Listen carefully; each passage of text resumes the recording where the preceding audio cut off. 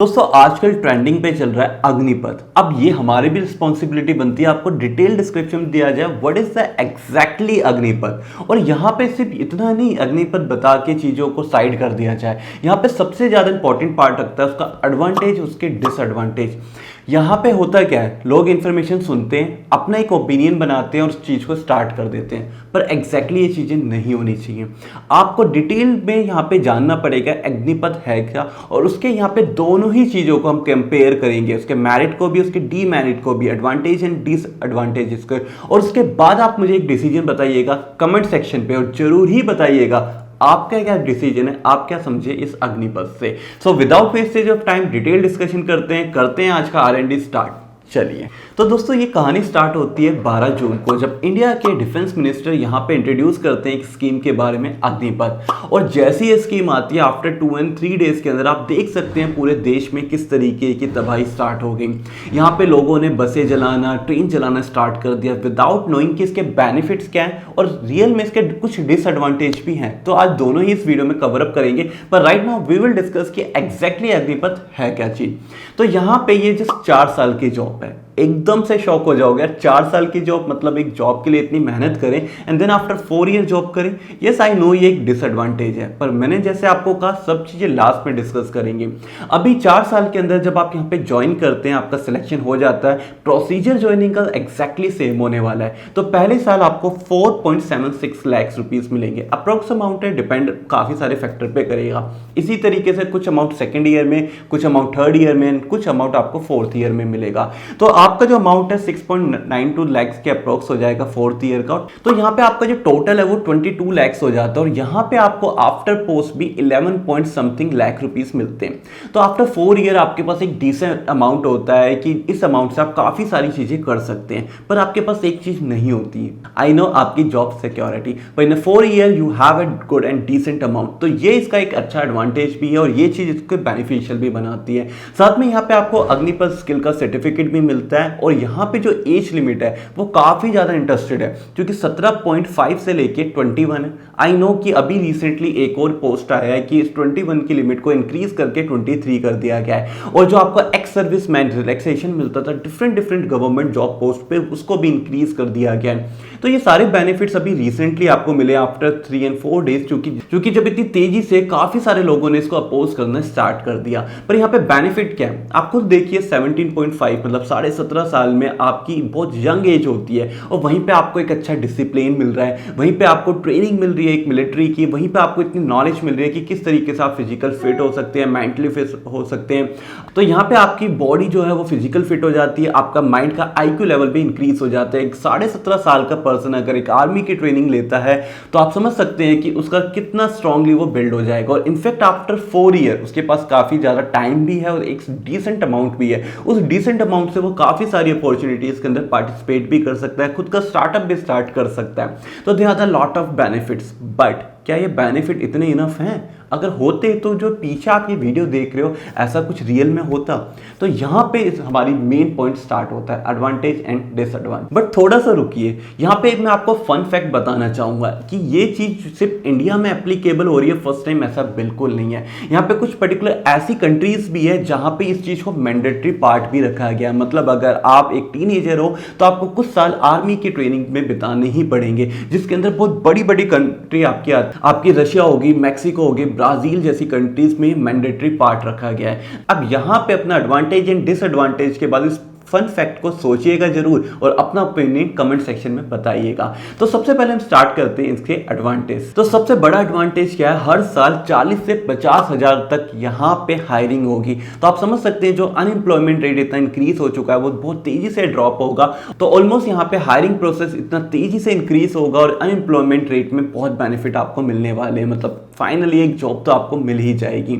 यहीं पे एक बड़ा एडवांटेज क्या आता है कि इंडिया की जो एक आर्म फोर्स है उसमें कभी कमी कमी नहीं पड़ेगी, कि हम इतने फिजिकली फिट कैंडिडेट के साथ होंगे और इतनी नंबर्स के अंदर होंगे कि हमें कोई भी चीज़ की कमी नहीं पड़ेगी। और इनफैक्ट अगर कुछ भी सिचुएशन बेकार होती है तो we have a good numbers, जिससे हम अपनी आर्मी में अपनी स्ट्रेंथ को मजबूत कर सकते हैं। तो फॉर एग्जाम्पल जैसे अभी इंडिया और चाइना के बीच में कन्फ्लिक्ट हुआ था, तो वहां पे आपने देखा था कि आर्मी के दोनों को कंपेयर किया जा रहा था, तो हमारे नंबर्स भी वहां पे कम थे, तो वो नंबर्स भी बहुत अच्छे से हम अचीव कर पाएंगे। तो इन सब चीजों में हमें बेनिफिट्स काफी ज्यादा मिलने वाले हैं। और सिर्फ इतने बेनिफिट्स नहीं, उसमें कुछ और बेनिफिट्स भी है। जैसे मैंने आपको बताया 17.5, 18, 19 साल में यहाँ पे एक ट्रेनिंग को कंप्लीट करना जो आपको कितना फिजिकली फिट बनाएगी, मेंटली फिट बनाएगी। तो यहाँ पे आप अपने टीनेजर्स को, अपनी यंग पॉपुलेशन को बहुत अच्छे से मेडिकल फिट कर पाएंगे। तो ये 3 वो मेजर एडवांटेज हैं जो आपको मिलेंगे। पर क्या एडवांटेज ही हर चीज होती है? नहीं, कुछ डिसएडवांटेज भी यहाँ पे हैं। अब ये डिसएडवांटेज सबके अकॉर्डिंग अलग अलग भी हो सकते हैं और एडवांटेज भी। तो यहाँ पे आपको अपनी ओपिनियन को देने से पहले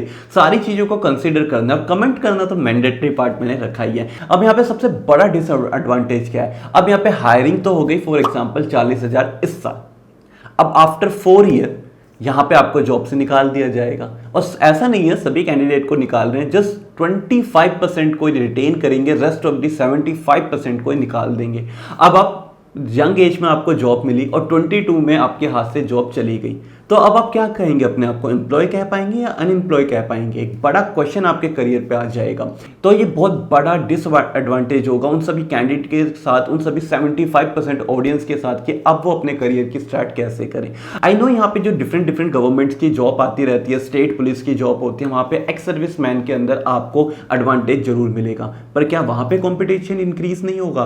कॉम्पिटिशन भी वहाँ पे इंक्रीज होगा और उसके बाद आपको दोबारा से इतनी ही मेहनत करनी पड़ेगी। हम सभी को पता है एक गवर्नमेंट जॉब को क्लियर करना, उस एग्जाम को क्लियर करने के अंदर 1 से 2 साल की मेहनत लगती है। तो अगेन आप 1 से 2 साल स्ट्रगल करोगे, हार्डकोर स्ट्रगल करोगे, कंपटीशन को बीट करोगे और दोबारा वो अनएम्प्लॉयमेंट का पार्ट बहुत बड़ा मेजर फैक्टर बन जाए। तो यहाँ पे सेकंड बड़ा डिसएडवांटेज क्या है? एक पर्सन अगर आर्मी को ज्वाइन करता है तो वहां पे अपने करियर को तो सिक्योर करता है, साथ में उसकी पेंशन जब आती है तो उसका जो फ्यूचर होता है, जब वो कुछ नहीं कर पा रहा, तभी भी अपनी फैमिली को पैसों से मजबूत कर सकता है, इनफैक्ट मतलब अपना घर का खर्चा चला सकता है। पर यहाँ पे तो आपकी पेंशन भी नहीं है, मतलब यहाँ पे आपकी फ्यूचर के अंदर जो डिफिकल्टीज आने वाली है आपको खुद उसके लिए लड़ना पड़ेगा। दैट टाइम सरकार आपकी हेल्प नहीं करेगी। आप अपनी जी जान लगा के भारत के लिए इतनी मेहनत कर रहे हैं, आर्मी का पार्ट बन रहे हैं, और उसके बाद भी आफ्टर 4 ईयर्स आपको पूछा नहीं जा रहा। और अभी जो करंटली परमानेंट एम्प्लॉय है उनको पेंशन मिलती है।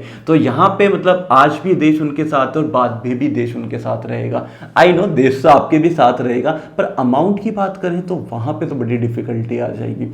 मैं समझता हूँ ये दोनों ही बड़े डिसएडवांटेज हैं। मैं भी आपकी तरफ से एग्री करता हूँ, पर एडवांटेज भी हैं। तो मेरा जो कंक्लूजन है वो क्या रहेगा वो मैं बिल्कुल लास्ट में बताऊंगा, पर आप अपना बताना स्टार्ट कर सकते हैं कमेंट सेक्शन में।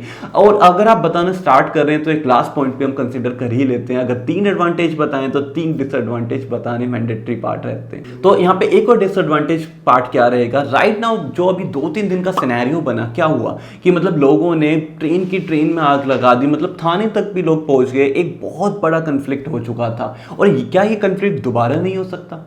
नंबर्स कम होंगे पर आफ्टर सम टाइम धीरे धीरे ये नंबर्स इंक्रीज नहीं होंगे।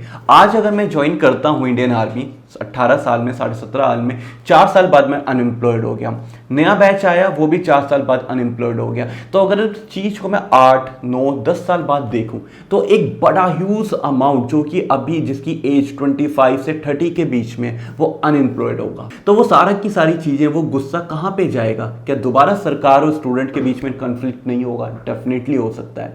तो यहां पे इस चीज को किस तरीके से बचाया जा सकता है, क्या चीजें एड ऑन करी जा सकती है, वो मेरे से ज्यादा सरकार जानती है, आपसे ज्यादा भी सरकार जानती है। मैं यहाँ पे आपको डीमोरलाइज नहीं कर रहा, मैं ये चीज बता रहा हूं कि अगर कोई भी स्कीम लाई जाती है तो उसके मेरिट एंड डीमेरिट कंसीडर किए जाते हैं।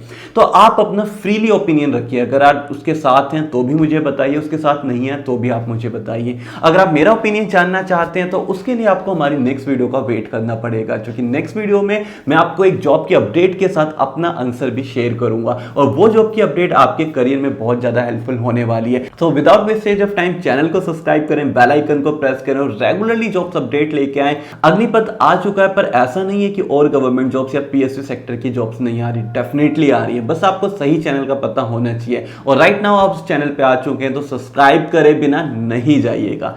जय हिंद दोस्तों।